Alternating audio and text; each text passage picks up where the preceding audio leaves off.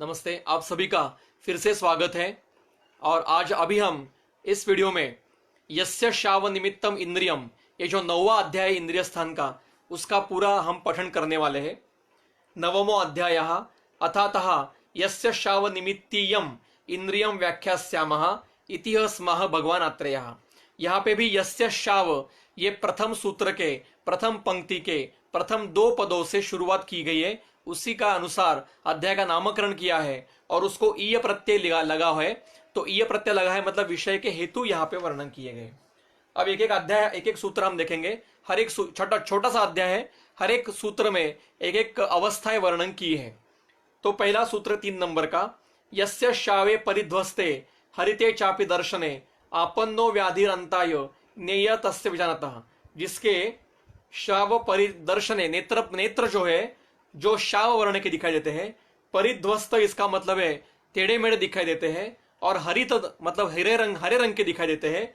ऐसे आपन्नो व्याधि, उस व्यक्ति को जो व्याधि उत्पन्न हुआ है वो अभी अंताय ज्ञेयः, उसको मृत्यु की तरफ लेके जाने वाला है, इतना समझना चाहिए। आगे निस्संज्ञः परिशुष्कास्यः समृद्धो व्याधिभिश्चयः उपरुद्ध आयुषम ज्ञात्वा तम धीरः परिवर्जयेत्। जिस व्यक्ति की संज्ञा नष्ट हो चुकी है, मतलब संज्ञाहीन हो चुका है, परिशुष्कास्य मुखों को शोष उत्पन्न हुआ है, और समृद्धो व्याधि भी, व्याधि बड़ा हुआ है, व्याधि बड़े होने से संज्ञा नष्ट हो, जो कोमा में चला गया है, ऐसे व्यक्ति का आयु अभी उपरुद्ध है। उपरुद्धम आयुष्यम, उपरुद्ध मतलब अवरुद्ध हो चुका है। तो ये समझ के विद्वान पुरुष ने इसको छोड़ देना चाहिए। तम परिवर्जयेत्। हरिताश्च सीरा यस्य लोमकूपाश संवृता सह अम्लाभिलाषी पुरुषः पित्तान मरणम अश्नुते। जिसको पित्तज विकार हुए हैं और उसकी अवस्था में जिसकी सिराएं हरे रंग की दिखती है और लोमकूप संवृत होने के कारण स्वेदावरोध उत्पन्न हो जाए, और उसके साथ उस व्यक्ति को अम्ल रस की अभिलाषा उत्पन्न होती है, तो ऐसे व्यक्ति को जो पित्तज और व्याधि उत्पन्न हुआ है वो मरणम अश्नुते, वो उसको मरण की तरफ लेके जाएगा। शरीरांताश्च शोभन्ते शरीरम चोपशुष्यति बलम च ह्येते यस्य राजयक्ष्मा हिनस्थितम। ये विशेष लक्षण है कि जिस व्यक्ति में राजयक्ष्मा उत्पन्न हुआ है पहले, मतलब राजयक्ष्मा की संप्राप्ति हो चुकी है, राजयक्ष्मा होने से पहले शोष की अवस्था आना अत्यंत आवश्यक है, और शोष की अवस्था आने से पहले धातुक्षय की अवस्था आना अत्यंत आवश्यक है। ये विषय हमने शोष निदान अध्याय में देखा था। तो पहले धातुक्षय हुआ, फिर शोषानुबंध हुआ, फिर यक्ष्मानुबंध हुआ, और ऐसी अवस्था में अगर उस व्यक्ति के शरीरांतः शोभन्ते, शरीर के अंत की टीका है हाथ और पैर, जिसके हाथ और पैर अच्छे उपचित है, सुदृढ़ है, शोभयुक्त, अच्छे उपशुष्यति, बीच का जो शरीर है वो सूखा हुआ है, ऐसा अगर मिलता है तो ऐसा व्यक्ति का जो राजयक्ष्मा है वो बलरहास करके उसको नष्ट कर देता है। आगे सूत्र नंबर 7, अंसाभितापो हिक्का च छर्दनम शोणितस्य च आनाहा पार्श्वशूलम च भवन्ति अंताय शोषिणः। जिस शोषी व्यक्ति में, मतलब शोष की अवस्था में है, शोष की संप्राप्ति चल रही है, ऐसे आतुर में अचानक अंसाभिताप मतलब अंश प्रदेशी दाह वेदना, हिक्का और रक्त की छर्दी उत्पन्न हो रही है, आनाह और पार्श्वशूल उत्पन्न हो रहा है, तो वो व्यक्ति अंताय मतलब मृत्यु होने वाला है। आगे 8वां व्याधि, वात व्याधि अपस्मारी कुष्ठी शोफी तथा उदरी गुल्मी च मधुमेही च राजयक्ष्मी च यो नरः अचिकित्सा भवन्ति एते बलमांस क्षये सति अन्येषोपि विकारेषु तान विषक परिवर्जयेत्। ये सूत्र वास्तविक चिकित्सा स्थान में होना चाहिए था, इतना महत्व का सूत्र है। फिर भी वो इंद्रिय स्थान में वर्णन किया गया है, इसलिए इसको भी चिन्हांकित करके रखिए, 5 स्टार ऐसा करके रखिए।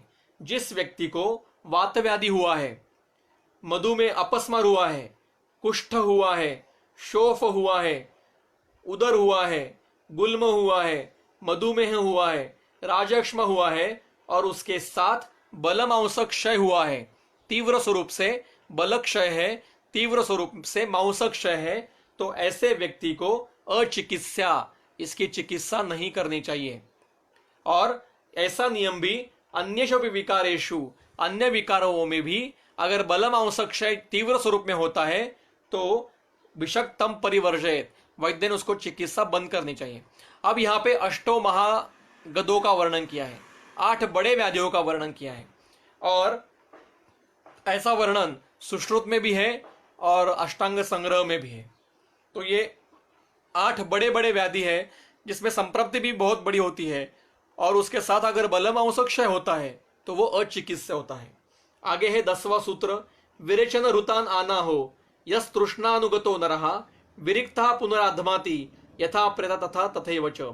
जिस व्यक्ति को आनाह हुआ है, आनाह मतलब आंध्र प्रदेश में शोथ है, उसको अगर विरेचन की अवस्था है तो हमने विरेचन दिया और विरेचन होने के बाद उसको तृष्णा उत्पन्न हुई और फिर से आनाह उत्पन्न हुआ, तो वो व्यक्ति प्रेत के समान है, मतलब मरने वाला है। अभी 11 नंबर का सूत्र, पेयम पातुम न शक्नोति, सूत्र भी महत्व का है। पेयम पातुम न शक्नोति कंठस्य च मुखस्य च उरसश्च विशुष्कत्वात् यहाँ न रहा न स जीवति। आज ये कंडीशन मिलती है, जो व्यक्ति कंठ, मुख और उर के अत्यंत शुष्क होने के कारण पेय जल भी पी नहीं पाता, इसलिए हम आरटी डालते हैं ना उसमें, आज मिलते हैं ये पेशेंट। तो जो व्यक्ति मुख, कंठ और उर के अत्यंत शुष्कता के कारण पेय जल भी पी नहीं सकता है, उस व्यक्ति का जीवित अब नहीं बचेगा, वो पहले आतुर होना चाहिए।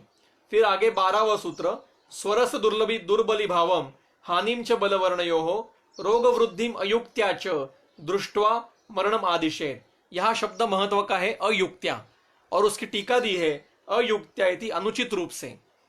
तो जो व्यक्ति में स्वरस दुर्बली भाव, स्वर दुर्बल होता है, मतलब स्वर थका हुआ है, स्वर साध हो चुका है, उसके साथ बलवर्ण की हानि हो चुकी है, रुग्ण है, पहले रुग्ण में स्वर साध है, बल हानि है, वर्ण हानि है, और उसके साथ अयुक्त्या रोग वृद्धिम, मतलब अनुचित स्वरूप से रोग बढ़ता जाता है, तो वो व्यक्ति मरणम आदिशेत, उसका मरण निश्चित आने वाला है।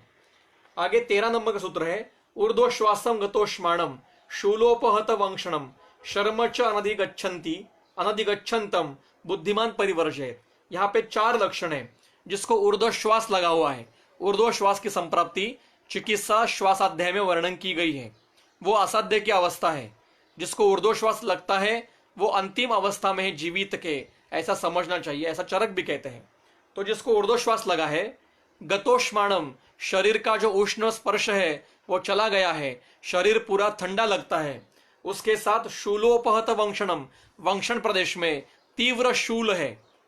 वंक्षण प्रदेश मतलब lateral lower quadrant, abdominal quadrant, दोनों लैटरल प्रदेश के एब्डोमिनल क्वाड्रेंट, इसको वंक्षण कहते हैं।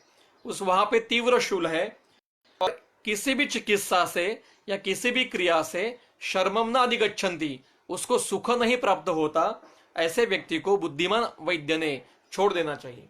अब आगे है सूत्र 14, अपस्वरम भाषमाणम प्राप्तम मरणम आत्मनः श्रोतारम चापि शब्दस्य दूरता परिवर्जयेत।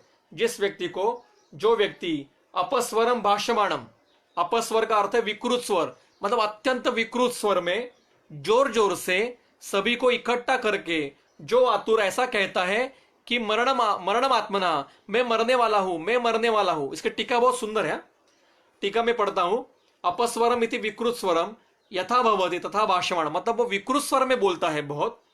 किम भाषमाणम, क्या बोलता है, मरणम आत्मनः इति मरिष्यामि मरिष्यामि भाषमाणम इति अर्था, मैं मरने वाला हूं, मैं मरने वाला हूं, ऐसा सबको बुला बुला के कहता है, यहां आओ, मेरे पास आओ, मैं मरने वाला हूं। ऐसा जो रुग्ण बेड रिडन है, ऐसा जो रुग्ण कहता है।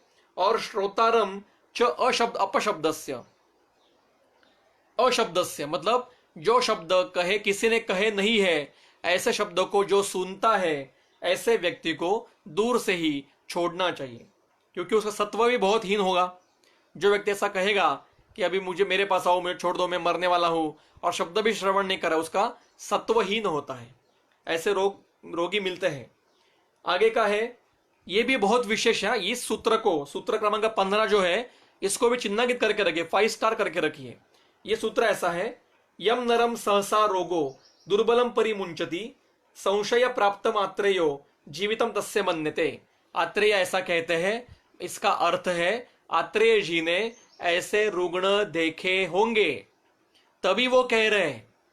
बिना देखे, बिना उसको चिकित्सा दिए, बिना उसका निदान किए आत्रेय जी ऐसा वर्णन नहीं करेंगे। यह श्रद्धा होनी चाहिए। इसलिए आत्रेय जी का यह वचन है, इसका अर्थ आत्रेय जी ने ऐसी अवस्था बार बार देखी होगी, तभी वो कह रहे हैं। क्या कहते हैं कि यम नरम दुर्बलम, जो दुर्बल रोगी है, मतलब क्या है, पहले वो व्याधित है इसलिए उसका बलरास हुआ है, और ऐसे अवस्था में जिसका रोग सहसा परिमुंचति, जो रोग उत्पन्न हुआ था वो अचानक ठीक हो गया। रोग ने परिमुंचति मतलब रोग ने उस दुर्बल व्यक्ति को छोड़ दिया है, मतलब रोग ठीक हो गया अचानक। तो आत्रेय कहते हैं कि तस्य जीवितम संशयम मन्यते, तो उसका जीवित बचेगा या नहीं बचेगा इसके ऊपर संशय है। मतलब शायद बचेगा भी, शायद नहीं बचेगा, मतलब होगा, मतलब इसका अर्थ क्या है, अरिष्ट है, संशय है, मतलब बचने वाला नहीं है। हम कहते हैं ना कि अभी समझो कोई हमारे फेवरेट एक्टर की कोई फिल्म लगी है, नई फिल्म आई है, समझो अमिताभ बच्चन की कोई नई फिल्म आएगी, तो हमें वो आदत है कि पहले दिन फर्स्ट डे फर्स्ट शो हर उसकी फिल्म देखना है। तो इतनी भीड़ है कि हम क्या कहते हैं, टिकट मिलेंगे या नहीं मिलेंगे, इसका अर्थ क्या है, शायद मिलने वाले नहीं है, क्योंकि इतनी भीड़ है कि टिकट नहीं मिलेंगे। हम क्या कहते हैं, पता नहीं टिकट मिलेंगे या नहीं मिलेंगे, संशय है। या ऐसा आत्रेय कहते हैं कि जिस व्यक्ति का, जो व्यक्ति दुर्बल है, जिसको बड़ी मात्रा में गंभीर रोग उत्पन्न हुआ है, ऐसा रोग उसको अचानक से छोड़ देता है, मतलब रोग ठीक हो जाता है, तो मुझे संशय है कि ये ठीक होगा या नहीं होगा। मतलब क्या है, ठीक नहीं होगा, ये उसका अभिप्रेतार्थ है। अब आगे सूत्र 16, अथ चेत ज्ञातयस्य तस्य याचेरन प्रणिपाततः रसेन अद्यात् इति ब्रूयात् न अस्मित् अद्यात् विशोधनम। अब आगे इसी अवस्था के बता रहे कि अगर इस व्यक्ति को, जिसको रोग ने छोड़ दिया है, फिर भी उसके ज्ञातयः मतलब उसके जो रिलेटिव है वो कहते हैं कि याचेरन प्रणिपाततः, आपको नमस्कार करके करके कहेंगे, याचना करेंगे कि आप प्लीज उसकी चिकित्सा कंटिन्यू करिए, ऐसा कहेंगे, तो क्या करना चाहिए, रसेन अद्यात्, उसको मांसरस पे रखना चाहिए सिर्फ। ऐसा अगर अवस्था आपको आती है तो उसको सिर्फ मांसरस पे रखना चाहिए। जिस व्यक्ति को गंभीर व्याधि अचानक ठीक हो गया है, ऐसे व्यक्ति को संशय है कि वो जीवित नहीं रहेगा या रहेगा, तो इस व्यक्ति को क्या कहते हैं, दद्यात् विशोधन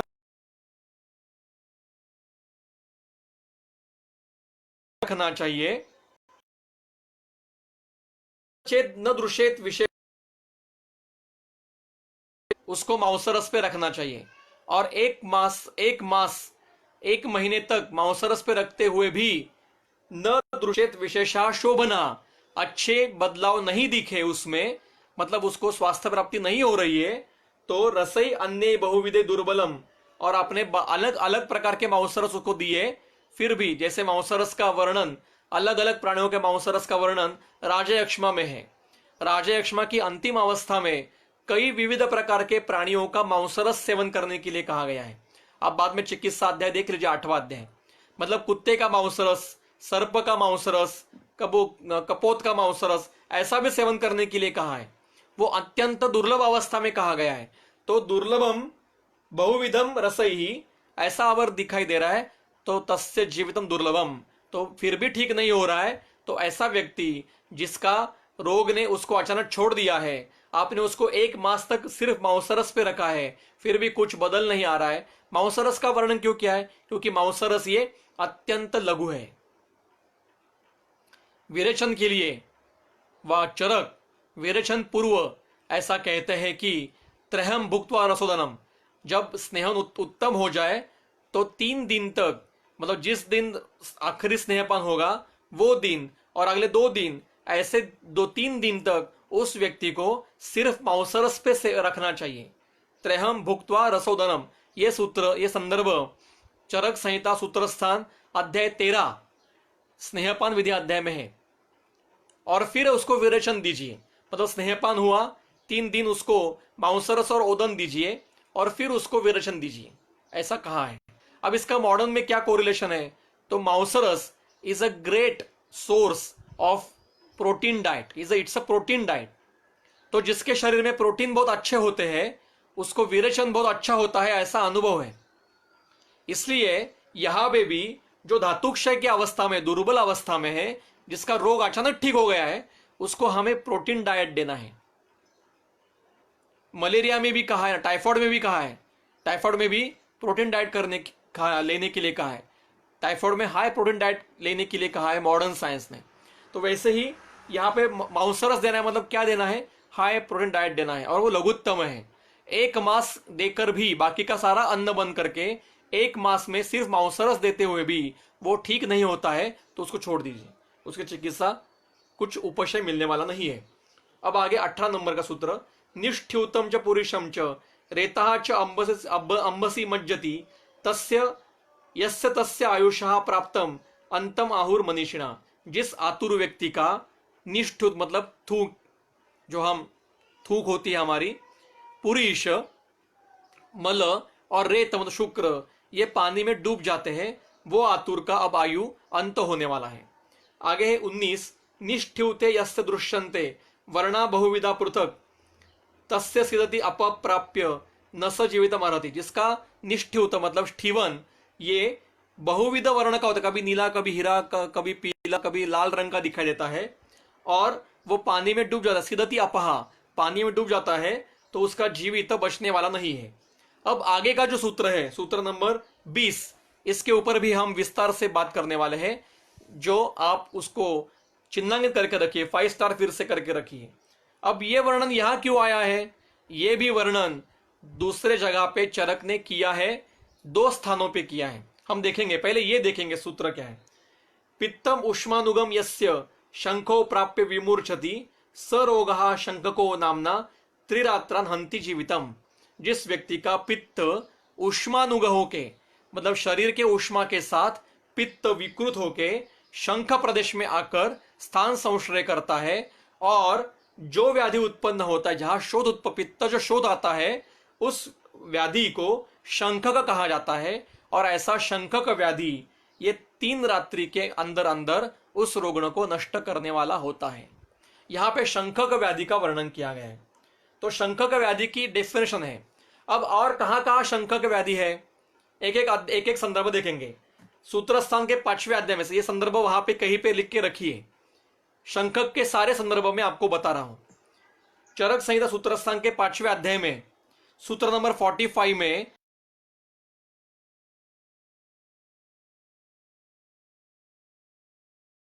धूमपान नहीं करना चाहिए, क्योंकि ये पित्तज का व्याधि है, इससे धूमपान अयोग्य है। आगे है सूत्र स्थान के 18वें अध्याय में, त्रिशोथी अध्याय में सूत्र नंबर 26। अब यहां एकदेशीय शोथों का वर्णन किया है। सामान्य शोथों का वर्णन पूरा होने के बाद सूत्र नंबर 19 से आगे प्रादेशिक शोथों का वर्णन किया। बाद में अध्याय देख लीजिए, 18वां अध्याय, त्रिशोथी अध्याय। प्रादेशिक शोथ मतलब शरीर के किसी एक देश में उत्पन्न होने वाले शोथ। इसमें उदर है, इसमें गुल्म है, आनाह है, गंड उपजीविका है, अधिजीविका है, तिलक पिपलु नंग है, आनाह है, ऐसे कई प्लीहा वृद्धि है, ऐसे एक देशीय शोथों का वर्णन किया है। उसमें 26 सूत्र में शंखक का वर्णन किया है। और सूत्र ऐसा है, यस्य पित्तम प्रकुपितम शंखयोः अवतिष्ठते श्वयथो शंखको नाम दारुणस्तस्य जायते।